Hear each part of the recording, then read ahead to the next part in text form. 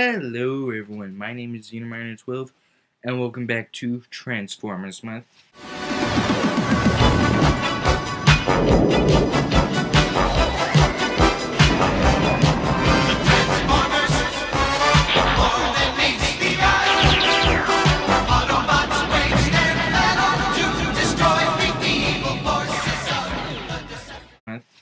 And today, my friends, I believe we are on issue 4. That is indeed and correct. Here it is. Number 4. And it looks like we may even be getting a new character to look at. So again, story written by Mr. Roberts, art and design by... Can someone please tell me how to pronounce that name? I'm sorry. Okay, wow, what's the person's first name? Because Alex... I'm just going to say Mr. Alex. So, basically, we're looking at this, basically this little, self-memento talking of a Transformer called First Aid, who is on the planet called Delphi. If you don't know what Delphi is, it's like the Decepticon Justice Division Central. It's like where they hunt and whatnot. I don't know. But anyway, so you can see him cataloging and whatnot, hoping to be awesome doctor and whatnot, kind of like Ratchet. And basically, he's going through how these weird events have been happening on how their patients have been dying. And how it's just him, Pharma, and Ambulon there. And yeah, they live with on the DJD's planet. That's hard to pronounce, DJD. Anyway, and they basically kill Decepticons that are, stupid, even though they are Decepticons themselves. But anyway, so these two Decepticons show up one day, he's talking about, and they're asking him to get inside, and after they got inside, their boss is like, oh, we can't let them inside, they could be like Megatron, they could turn into guns, phase sixers, tanks, airplanes, who knows. But it turns out they don't even have transformation cause, because they're monomers, which is a religious belief in the Transformer world where they don't believe that transforming is right, and so they just stay in their robot mode.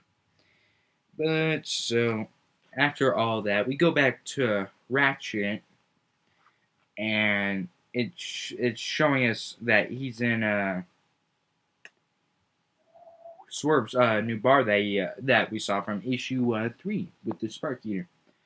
But so Swerve and Ratchet are talking about how Swerve's been getting these weird messages and whatnot on how someone's a big fan of the Wreckers and it's coming from a planet that's near them. That's called, you guessed it, Delphi. So he and Swerve talk about it. Swerve tells him a story about how he once saw the Decepticon Justice Division in action and he shut it for a whole 6 months straight.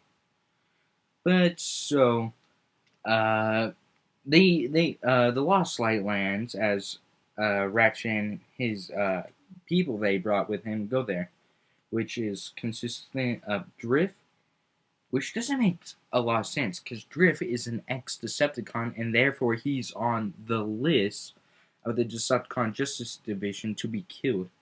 But anyway, he takes Drift and this nice little Autobot called Pipes, who's kind of like who is he best resemble? He's kind of like Jeff Goldblum from Jurassic Park. Let's just say like that. He's kind of like that. So they're going down, and then in the panels before, we see Ultra Magnus talking to Rodimus about how Tailgate has decided he wants to be Decepticon, and that Rodimus tells him he's got all in control, and he needs to tell Ultra Magnus that he needs to chill out.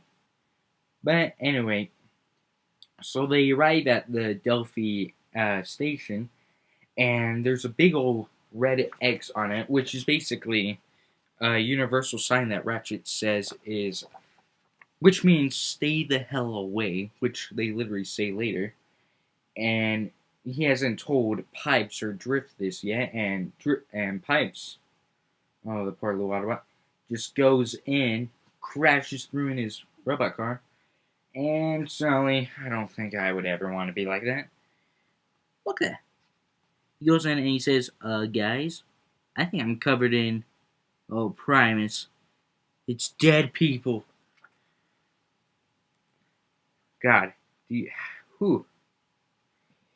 In other words, that's bad. But so basically, there's this one poor soul, slowly inching towards Pipes, maybe a zombie. But Drift, the super ninja robot warrior he is, goes in, slices him up. And then Ratchet says, "What is wrong with you?" He was going to attack him. Yeah, you're going to slice someone up for infected, not a zombie, for walking 2 miles an hour, 2 miles an hour. And so he's talking about how he knew him as Prowl, not the Prowl from the first issue or Transformers Robots in Skies. But basically that, oh God, sir. But basically that they just disturb someone. And First Aid pops up with a little red X, not saying that he's infected, but that he could be. And so he marks with everyone that's been exposed with a little red X. Basically, Pipes, who's all like, stay the hell away. And First Aid, yeah. Now, see, this is when we get introduced to Pipes, First Aid, Ambulon, and Pheroma, the four new character sets coming in. But so we go back to the Lost Lion, how Rodimus gives Tailgate the choice to choose between Autobot and a Decepticon, while Tailgate is deciding to be Decepticon. He asks Rewind to show him a bunch of Decepticon famous events. And so he asked Tailgate to sit there and nice and just listen and watch. And then he gives him an option of Decepticon symbol and an Autobot symbol. And so he basically shows him his Megacorn's rise to power, Zeta Prime's, crazy weirdness that, whew, he kind of went insane and fall of the five first cities, which was most of the Decepticon Justice Division. Actually, it is the Decepticon Justice Division. Voss, Kaon, Helix, yeah, Kaon, Tesserus. Hell's Point. Oh, oof. Starscream's attack on Luna 2, Soundwave's anti-neutral programs, Bludgeon's army, demons, and Half-Form. Oh, he basically just shows him all of the Decepticons' big major moments that had them rise up to power. And Tailgate, oh boy, he's not happy at all. He is traumatized by this now, and he crushes the Decepticon symbol with ease and power. And so, and then we see him go off. But now we're back on Delphi, where we see Ratchet, Pipes, First Aid, and Drift talking about how after these two Decepticons show up one day injured, that they started hearing these big bang sounds, First Aid, Ambulon, and Pheroma, and that all their patients have been starting to die off more quickly by this weird disease. Except for this one mysterious black figure. No racism intended. But anyway, they're talking about how that one big black character over here. I'm sorry, it's hard to navigate. This is like a mirror. It's like reverse. Anyway, that big black figure right over there is still alive and he hasn't been affected by the disease. And so they're talking about how everyone is freaking getting died. They're dying out faster than they can be revived or anything. But so we go back to Tailgate on the last line, how he confronts Cyclonus on how, he gave him the wrong information and he hits Cyclonus. And then, good God, Cyclonus, geez, you don't need to beat up the guy. Good Jesus Christ. He basically just kicked this dude. And even after he does his little tantrum fist to Cyclonus, he says, "I'm sorry, Cyclonus, I'm just..." And then all of a sudden, BAM! BAM! He's trying to say, please, actually makes me want to bring a tear in my eye. But anyway, so we go back to Delphi where we see Amulon is trying to get Fairma out of a quarantine room, and this thick glass, and he can't get out because it's locked, and he only knows the code. And then he writes on his hand to Ratchet that your friend is upset, and the Pipes, and then good God, look at Pipes. He's a big old mess. Look at him trembling. Oh dear. Ugh. I don't know, this is just a Transformers comic, but good God, this still looks awful. So Ratchet is basically telling everyone to get the hell away from Pipes, and that he could affect this. Look at it! Look at that! It's like the fucking spinning monster from Silent Hill. And so he accidentally covers Driv, and he tries to transform away, but it doesn't work that well, and he knocks Pipes out. But anyway, so Amulon takes Pipes, who's now basically on his deathbed, and tries to save him. But now Driv is exposed. Look at that.